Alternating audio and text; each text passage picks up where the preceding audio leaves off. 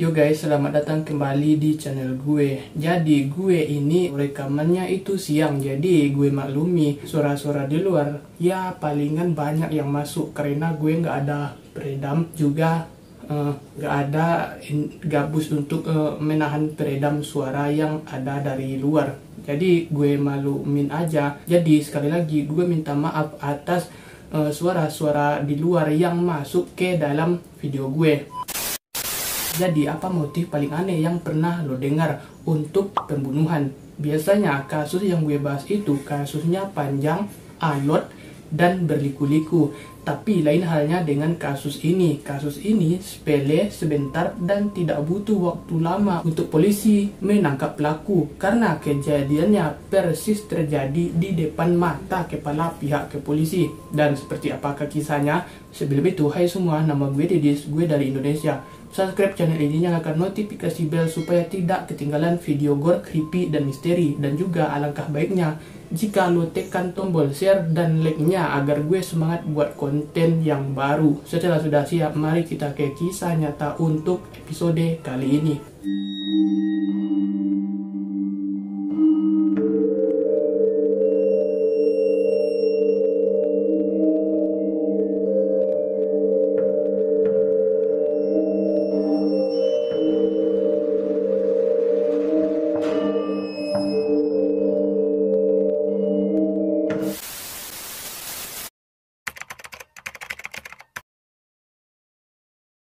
Pada bulan Februari 2018 di negara Georgia, ada seorang pria bernama Kevin Watkins. Dia pada umumnya sangat suka bermain video game dan di sana dia tinggal bersama keluarganya. Sampai pada hari Jumat tanggal 2 Februari 2018, ibu Kevin yakni bernama Latoya menjemputnya dari sekolah menengah. Tetapi dia dapat melihat bahwa dia dalam suasana hati yang agak buruk. Tidak ada yang luar biasa untuk seorang anak berusia 16 tahun. Tetapi Kevin dikenal agak tidak sopan terhadap ibunya dan keluarganya. Dia sering tuh bertengkar. Pada akhirnya mereka tiba tuh di rumah. Di rumah Kevin juga ada saudara laki-laki yang berusia 13 tahun dan saudara perempuannya Kevin yang berusia 20 tahun yang juga ada di sana. Mereka itu satu rumah. Nama saudara perempuan Kevin adalah Alexis. Mereka bersaudara juga. Mereka juga tuh sering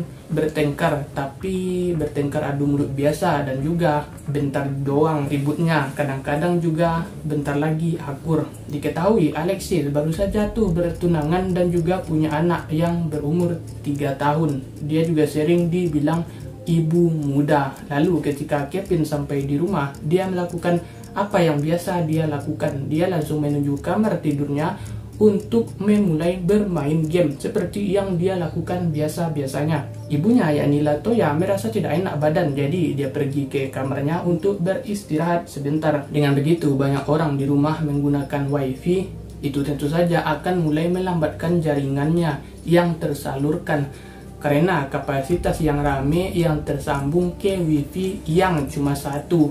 Kevin menjadi frustasi dan marah pada kecepatan wifi yang sangat lambat, yang berdampak pada penampilannya di dalam permainannya. Dia tahu itu karena keluarganya juga menggunakannya terlalu rame. Jadi dia memutuskan pergi dan dia mengubah kata sandinya dengan melakukan itu akan memutus dan mengunci semua orang yang mengakses ke wifi tadi. Saudaranya mengetahui dengan cukup cepat. Adik laki-laki Kevin pergi dan memberitahu ibunya tentang apa yang telah dia lakukan dengan harapan bahwa dia akan dapat membantu menyelesaikan situasi. Tetapi konfrontasi fatalnya akan segera dimulai. Latoya pergi ke router mencabutnya dan membawa wifi tadi ke kamarnya. Lalu Kevin langsung tahu dan dia menyerbu ke kamarnya menuntut dia mencolokkannya kembali. Sekarang juga pertengkaran kata-kata yang kasar dan keras terjadi. Alexis selaku saudara perempuannya Kevin mendengar keributan Kevin yang berteriak pada ibu mereka. Jadi dia datang untuk membela ibunya dari omongan Kevin. Dia mengancam akan memukuli ibunya sendiri hanya karena wifi. Pertengkaran dengan cepat makin alot dan makin tak terkendali. Kevin meraih saudara perempuannya dan menyeretnya ke lantai. Dan mereka berdua mulai bergulat. Latoya dengan putus asa mencoba untuk meredakan pertengkaran dan berusaha memisahkan mereka.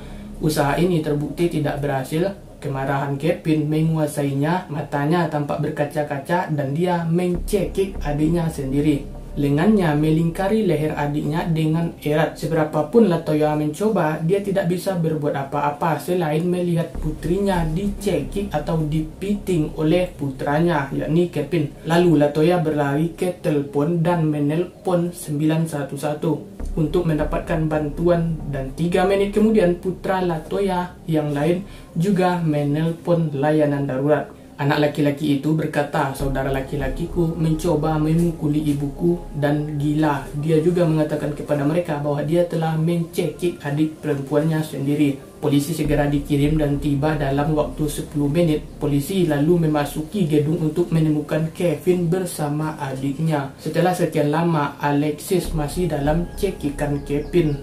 Tapi petugas sudah berada di lokasi. Lalu petugas menuntut Kevin untuk melepaskannya, dan kali ini dia melakukan persis seperti yang diperintahkan polisi, dan terlepaslah cekikan atau pitingan Kevin kepada adiknya tadi.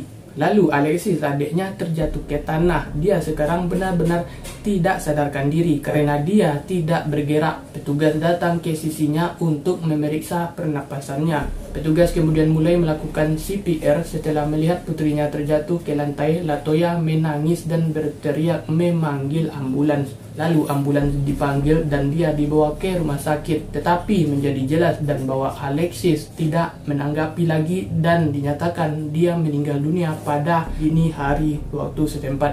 Keesokan paginya, karena dia meninggal karena sesak napas di tangan saudara laki-lakinya sendiri, itu semua cuma karena pertengkaran yang sepele, hanya karena tentang kata sandi wifi. Kevin telah mencekiknya selama total 11 menit. Para detektif menanyai Kevin dan ingin tahu mengapa dia menahan saudara perempuannya sendiri di ruangan untuk waktu yang sangat lama, dan hanya berhenti ketika petugas tiba. Tetapi dia tidak bisa menjelaskan itu semua. Mereka kemudian memberitahunya berita saudara perempuannya baru saja meninggal. Kevin hancur dan mulai menangis dan histeris. Dia didakwa dan dimasukkan ke pusat penahanan remaja. Persidangan akan dimulai pada tanggal 18 Agustus 2019.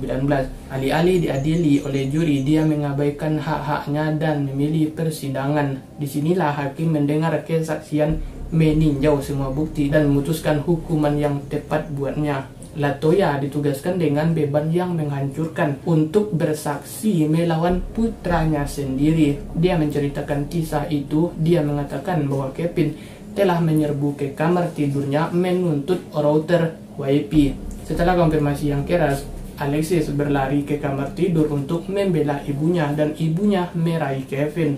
Keduanya jatuh ke tanah dan saat itulah Kevin mulai mencekiknya. Otaknya bisa tanpa pasukan oksigen selama sekitar 3 hingga 6 menit. Setelah waktu ini, kerusakan otak permanen dimulai setelah 10 menit tanpa oksigen. Seseorang kemungkinan besar akan dicap setidaknya Kevin telah mencekik saudara perempuannya selama 11 menit. Bahkan jika Alexis tidak meninggal, dia akan menderita kerusakan otak yang signifikan. Kevin melakukan yang terbaik untuk menjelaskan apa yang terjadi dengan air mata di matanya. Dia berkata bahwa saudara perempuannya telah mengajarinya semua yang dia tahu, dan dia memberitahu hakim bahwa saya tidak pernah bermaksud membunuhnya sama sekali. Tetapi ketika ditanya mengapa dia tidak pernah membiarkan saudara perempuannya pergi, dia menjawab karena dia akan memukuli saya. Mungkin saja dia tidak menyadari betapa mematikannya cekikan setelah jangka waktu yang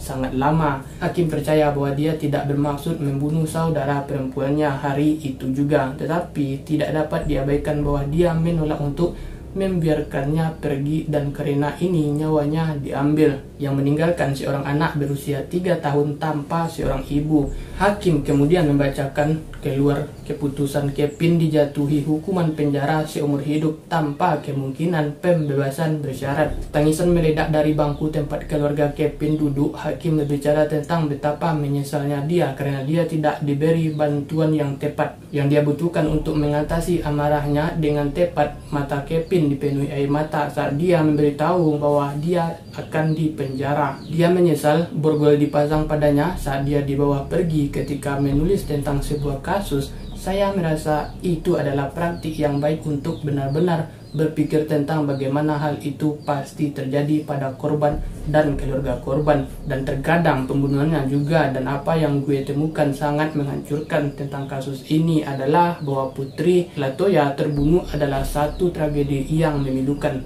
tetapi bahwa fakta Putri Latoya terbunuh di tangan putranya sendiri itu pasti menjadi kenyataan yang mengerikan untuk dihadapi. Saat gue membaca tentang kasus ini, gue agak terkejut dengan keputusan yang dibuat oleh hakim, yaitu hukuman penjara seumur hidup untuk anak berusia 16 tahun. Itu adalah hukuman yang menurut gue ya lumayan aneh. Gue sama sekali tidak bersimpati terhadap pembunuhan, tetapi pada saat yang sama gue telah melihat hukuman yang jauh lebih ringan untuk kejahatan yang jauh lebih brutal. Gue akan tertarik mendengar pendapat lo tentang hukuman ini, hukuman atas pembunuhan tidak sengaja, yang akan membuktikan bukti bahwa diprovokasi sampai pada titik yang menyebabkan dorongan kekerasan yang tiba-tiba terjadi dan tidak tertahankan. Satu-satu hal yang memprovokasi Kevin adalah dirampasnya wifi. Hakim mengatakan jika suara akal sehat dan kemanusiaan dapat didengar, maka itu meniadakan kemampuan untuk menggunakan pembunuhan tidak sengaja. Suara akal sehat dan kemanusiaan hari itu adalah ibunya dan saudara laki-laki yang berusia 13 tahun. So, itu adalah kisah yang sepele tapi berujung maut, dan silakan komen di bawah ini untuk apa video yang kita bahas selanjutnya. Dan gue Didis pamit di hadapan kalian semua, dan see you on the next video and bye bye.